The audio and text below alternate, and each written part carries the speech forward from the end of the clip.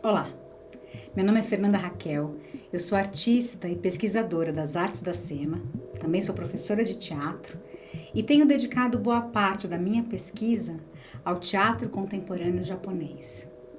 Foi a partir dessa perspectiva que eu preparei a aula de hoje.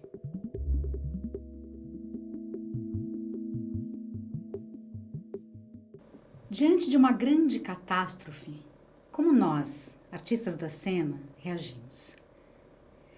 Diante do fim do mundo ou do fim de um mundo, quais são as respostas artísticas que podemos criar? Diante da ameaça de extinção, quais são os mundos alternativos que podemos conceber? Essas perguntas me moveram a pesquisar alguns artistas japoneses que tentaram lidar com essas questões de diferentes formas em suas experiências artísticas. A partir de alguns exemplos, nós vamos pensar sobre possibilidades de criação quando estamos vivendo uma grande crise. É por isso que eu acho que o tema dessa aula pode interessar a muita gente. A catástrofe de Fukushima. Em 11 de março de 2011, o Japão foi atingido por um dos maiores terremotos já registrados no mundo, que alcançou 9 na escala Richter. O sismo causou um tsunami na região de Tohoku, norte do país, destruindo 500 quilômetros da costa, além de 120 mil construções. Foram mais de 15 mil mortos, cerca de 8 mil desaparecidos e quase 600 mil pessoas deslocadas de suas residências. O sismo pôde ser sentido em menor intensidade na capital, Tóquio, a muitos quilômetros dali. Em consequência do tsunami e por conta de outras condições bem pouco esclarecidas, houve uma explosão na usina nuclear de Fukushima Daiichi, que fez com que uma grande quantidade de material radioativo vazasse, causando o pior acidente nuclear desde Chernobyl, em 1986. A radiação produziu uma grande zona de contaminação que teve como consequência a evacuação de uma grande área. Vocês podem encontrar imagens do terremoto, do tsunami na internet. Mas vale pontuar que as consequências mais graves dessa catástrofe não foram causadas pelos tremores de terra ou pelo impacto das ondas, mas pela contaminação radioativa decorrente do colapso nuclear, que teve um enorme impacto na vida humana e não humana, e que não era visível.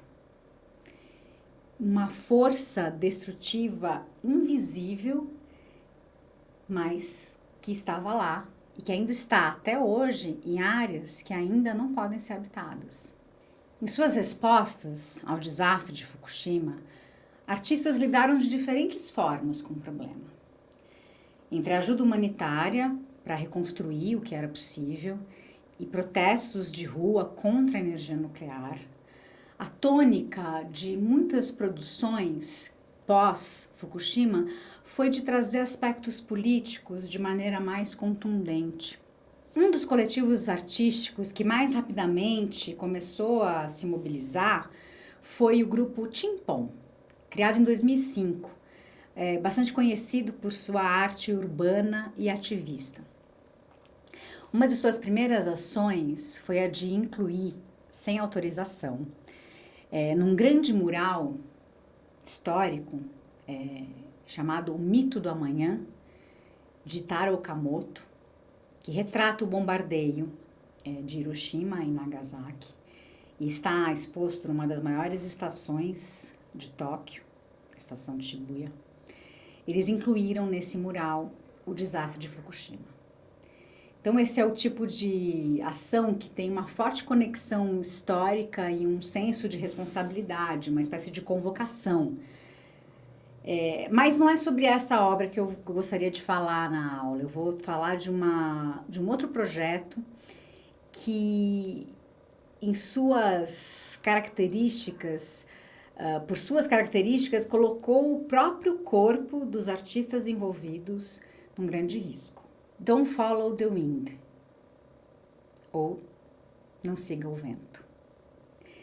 Diante da sensação de impotência frente à catástrofe, o projeto Don't Follow the Wind, realizado em 2015, convidou diversos artistas, estrangeiros, inclusive, para construírem áreas de exibição de obras de arte na zona de exclusão de Fukushima, como uma resposta ao que havia acontecido. Entre ruínas da cidade, os artistas caminharam procurando lugares apropriados para exibirem algumas obras que acabavam misturadas entre os objetos, entre pessoais, domésticos que haviam ficado para trás durante o desastre e que não podiam ser tocados por estarem contaminados.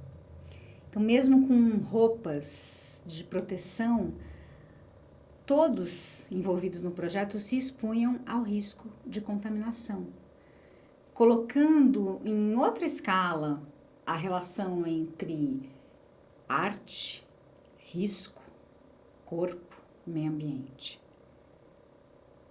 Esse projeto criou uma espécie de galeria que não podia ser visitada, ou até poderia ser visitada algum dia, mas não havia nenhuma previsão, e foi de fato visitada. Esse é o tipo de ação que eu acho interessante a gente sobre a qual eu acho interessante pensar, porque questiona o tempo e a possibilidade de permanência das coisas e das pessoas no mundo. O projeto incluiu obras de arte numa zona que havia excluído a vida humana. Uma ação que é ela mesma um jogo um jogo com a contradição e a impossibilidade. Na cultura japonesa, as catástrofes sempre povoaram o imaginário nas artes. Grandes terremotos, incêndios que destruíram cidades inteiras e, claro, as bombas nucleares lançadas em Hiroshima e Nagasaki. O equilíbrio, então, entre as forças vitais que regem o mundo é sempre ponto central nesse país, cuja a importância da natureza e o alto desenvolvimento tecnológico foi uma marca no século XX, principalmente. Mas é preciso que a gente tenha em vista que a separação entre natureza e cultura não é um fundamento do pensamento japonês, como historicamente é um fundamento do pensamento ocidental. Ainda que hoje em dia isso esteja sendo bastante problematizado. Mas, de todo modo, desastres como o de Fukushima convocaram a uma nova compreensão para pensar as fronteiras entre o humano e o inumano. Não por acaso houve no Japão uma retomada do animismo, numa tentativa de reencantamento desse mundo devastado depois do colapso nuclear de Fukushima. A gente pode dizer, então, que pode chamar esse momento de uma virada não humana na cena teatral, revelando um maior interesse por animais, robôs, fantasmas, por parte dos artistas japoneses. Essa forma de imaginação, que a gente pode dizer tecno-animista, não é uma novidade no Japão, mas ganhou outros contornos no campo das artes depois do desastre de Fukushima, orientando as criações para uma maior multiplicidade de presenças na cena.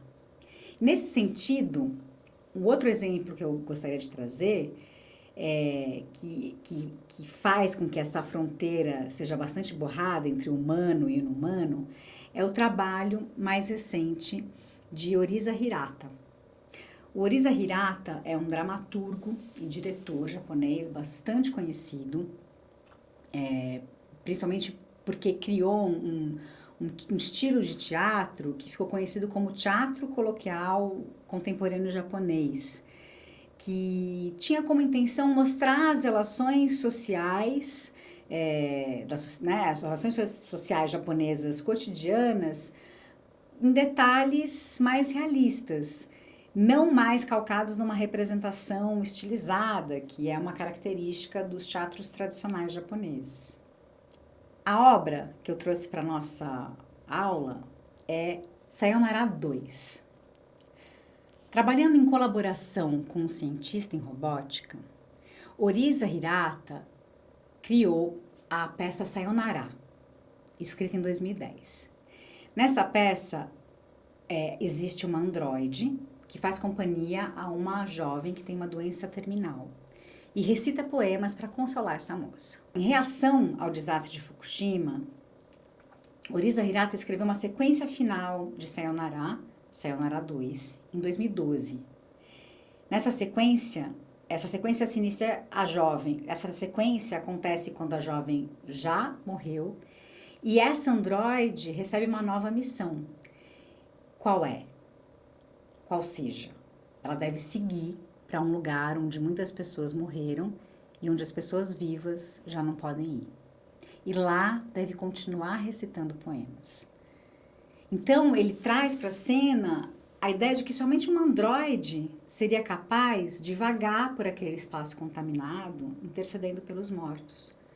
Somente uma figura não humana seria capaz de realizar os ritos de luto humano. Então, justamente nesse trabalho, a fronteira entre o humano e o inumano aparece completamente borrada na cena, ampliando as possibilidades de experimentação. A presença física de atores e atrizes não é substituída, mas expandida com a presença de elementos não humanos, problematizando a antropocena. Na tradição japonesa, a relação entre sujeito e objeto, natureza e cultura, corpo e mente, nunca foram dicotômicas, separadas. Há uma ambiguidade presente nessas relações que nos lançam a questionar as hierarquias e a nos perguntar sempre: como podemos coexistir? Após o desastre, as noções de espaço e tempo foram distorcidas na cena, provocando um outro tipo de percepção, tanto por parte dos artistas, quanto por parte dos espectadores. Para vocês terem uma ideia, houve uma eclosão de divisões comunitárias. Pessoas, grupos que eram homogêneos, que pensavam muito parecido, se separaram, porque deixaram de acreditar nas histórias sendo contadas, na narrativa midiática, no discurso oficial. Houve uma grande crise governamental. Muitas divergências se acentuaram. Depois de 2011, então, as conexões mudaram de forma, porque ao lado das grandes categorias de pertencimento, houve uma maior valorização das pequenas afinidades de ideias e ideais. Então, os processos que se seguiram acionaram outros tipos de vínculos, produzindo revisões no que geralmente se constituía como homogêneo.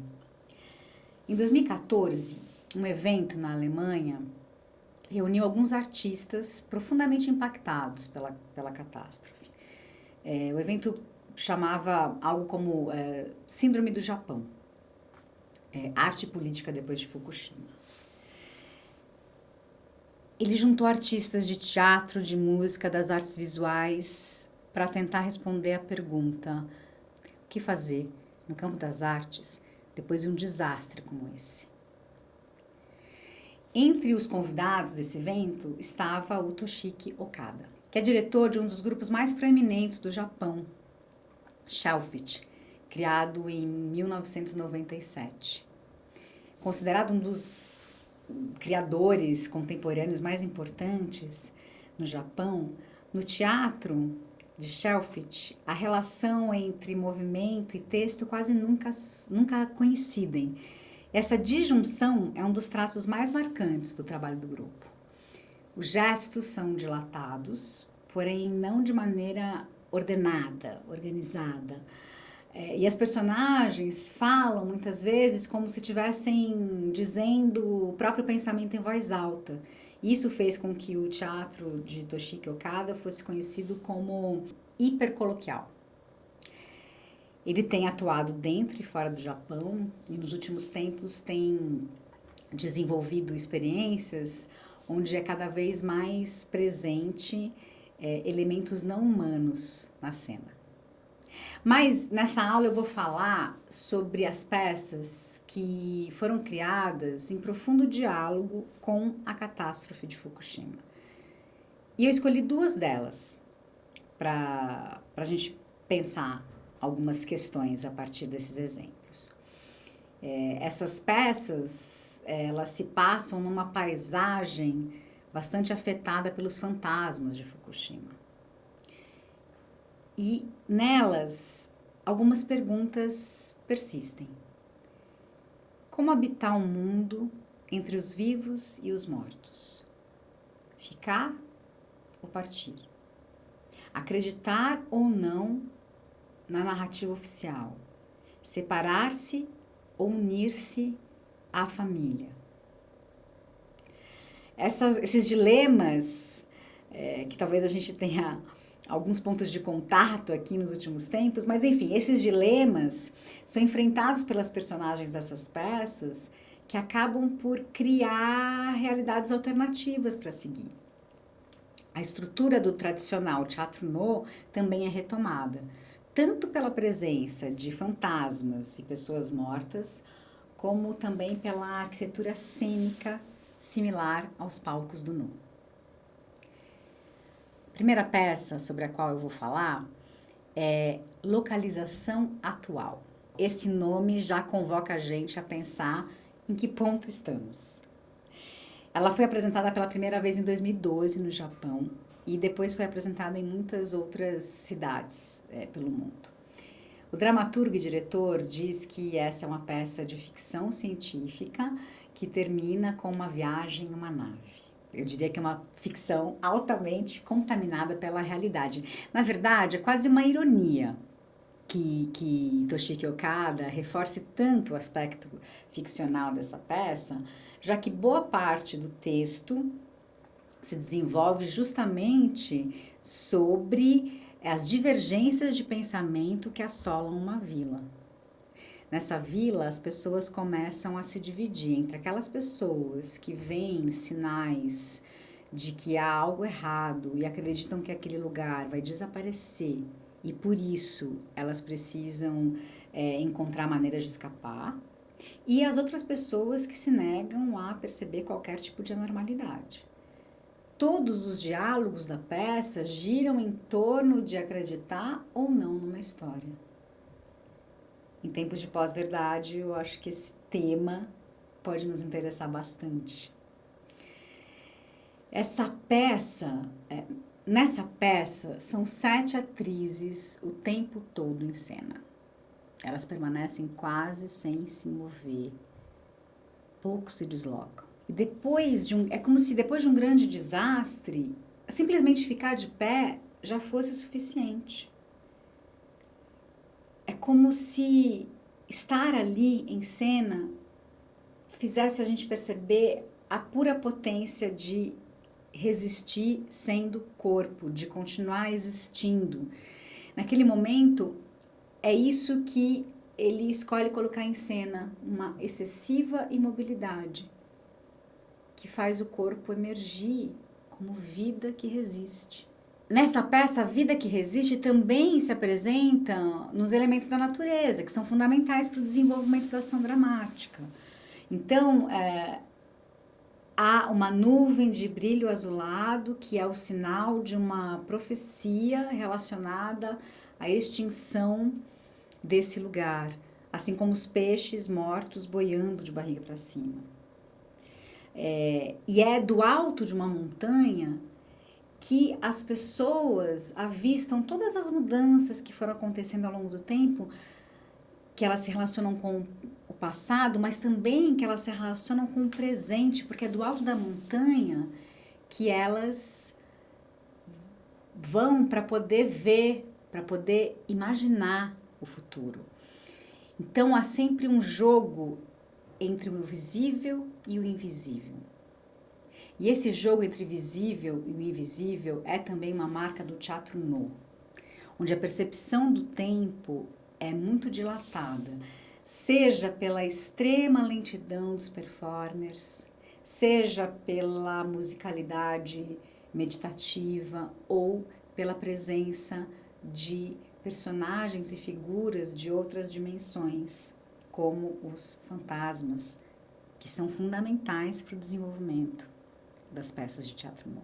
No fundo do palco, de localização atual, em uma tela, são projetadas nuvens, o planeta Terra, a Lua e Saturno. O texto diz que a ação se passa em uma vila qualquer. E o que está em disputa é uma divergência entre diferentes perspectivas em torno da comunidade e do futuro, em torno da própria ideia de comum. Um mundo, um lugar, um pensamento. Até que uma mulher é assassinada por apresentar uma perspectiva divergente. O corpo dessa mulher permanece em cena todo o tempo, no proscênio, até o final da peça. E o tempo inteiro fica assombrando aquela presença que já não vive mais. Em momentos de catástrofe, quando sofremos devastações físicas e simbólicas, os fantasmas costumam retornar do passado para assombrar o presente. Seja em busca de justiça para convocar, para exigir os ritos que não foram cumpridos, seja para anunciar o que realmente aconteceu. Só eles talvez saibam o que realmente aconteceu. E o mundo pós-Fukushima trouxe os fantasmas de volta para a cena japonesa. E esses fantasmas fazem a gente se perguntar sobre as nossas escolhas, sobre os nossos desejos, sobre as possibilidades futuras que podemos construir. A outra peça sobre a qual eu vou falar é A Terra e o Chão. A Terra e o Chão teve estreia em 2013 e é uma espécie de retomada das questões que já apareciam em localização atual. A peça se passa num futuro próximo, dessa vez o lugar é nomeado, é o Japão, onde mortos e vivos convivem, porém de maneira não muito harmoniosa. A frase inaugural da peça está escrita em uma tela. Essa tela permanece durante toda a peça e são projetadas legendas durante toda a encenação. E a legenda diz Japão, em um futuro distante. Mas logo depois, essa frase é substituída por Japão, em um futuro não tão distante. A língua japonesa está por desaparecer e há também uma legenda que diz: o palco é um lugar onde os fantasmas podem ser vistos. Eu acho essa frase muito importante, porque a gente imagina, inventa e cria lugares onde os fantasmas podem ser vistos. E quais são os fantasmas que a gente convoca para a aparição? Na vida, a gente não controla muito a aparição dos fantasmas, mas na arte a gente pode escolher quais são aqueles que vão aparecer e o que eles vão nos contar. A ação dessa peça se passa num espaço delimitado por uma passarela, como uma cenografia inspirada no teatro no. Assim como também é inspirado no teatro no a aparição de figuras de outro mundo. O invisível se corporifica na presença física dessas figuras em cena. São os fantasmas que esclarecem os mal-entendidos e fazem com que a vida daqueles que ficam possa seguir de alguma maneira. Vale a gente atentar nessa peça para a dimensão espacial da encenação, que se apropria de formas tradicionais do no, também como uma prática de luto. Talvez a gente possa entender assim, também como uma conexão com o passado. Além do palco em passarela, que é bastante característico do Teatro No, também há um espelho em um dos lados do palco, como referência à Sala do Espelho, que é um lugar onde, no Teatro No, o ator assume a sua máscara de fantasma antes de entrar em cena. Na peça A Terra e o Chão, o fantasma é o fantasma da mãe, que além de se concretizar pela atuação da atriz, também se concretiza porque há uma bola de luz numa parte do palco que é para onde se dirigem os filhos quando querem falar com ela. Há algo muito forte nos últimos anos, principalmente depois de Fukushima, no teatro do Okada, que é uma ressignificação do teatro nas suas obras, como uma forma de atualizar as conexões entre sonho e realidade, entre morte e vida, tão presentes na cena japonesa. Mas há algo um pouco diferente, porque as aparições fantasmagóricas nas peças do Shelfit acabam ganhando um aspecto político, como se os fantasmas aparecessem para lamentar não apenas o que foi perdido, mas também o que ainda vai ser construído, se continuarem repetindo e reproduzindo os modos de vida sem consciência histórica, sem responsabilização. A gente pode pensar, então, nessa obra, e para pensar um pouco nesse momento da cena pós-Fukushima, em que memória e ancestralidade são postas em xeque num conflito que evidencia a disputa de interesses entre mortos e vivos, entre velhos e novos valores, questionando a possibilidade de pensamentos diferentes coexistirem numa sociedade abalada pelo medo. Nessa breve descrição das obras e desses exemplos que eu escolhi, tem algumas perguntas que me inquietam. Eu acho que essas perguntas podem ajudar a gente a pensar sobre criação em tempos de crise. O que devemos lembrar? O que nos pedem para esquecer? Como garantir a memória do passado e continuar criando no presente futuros a serem habitados? Essas são perguntas que acabam insistindo na cena contemporânea japonesa pós-Fukushima. E a gente sabe que há elementos históricos, sociais e políticos a serem considerados mesmo quando estamos lidando com desastres ditos ambientais. Vale aqui a gente lembrar do desastre de Mariana em 2015 e de Brumadinho em 2019, que aconteceram no Brasil, e outros desastres, catástrofes que a gente tem acompanhado nos últimos tempos. Momentos como esses levam a refletir sobre os modos de vida e as possibilidades de futuro. Catástrofes como a de Fukushima fazem emergir questionamentos sobre os parâmetros que regem uma sociedade e podem nos impulsionar a outras maneiras de viver junto, a outras maneiras de organizar a vida, assim como a outras maneiras de criação, sobretudo quando a gente pensa nas artes do corpo. Momentos de crise podem ativar outras formas de imaginação, promover encontros que incluem diferenças e alianças entre o estranho e o familiar. Na cena contemporânea japonesa, pós-Fukushima, essas contradições e ambiguidades se fizeram ainda mais presentes. E talvez o que de mais importante a gente possa aprender com essa experiência seja que, a partir do esgotamento dos modelos, dos modos de vida, dos projetos sociais e políticos, a partir do esgotamento, é preciso criar outros mundos, onde seja possível continuar existindo. Espero que vocês tenham gostado da aula. Agradeço a companhia. Obrigada.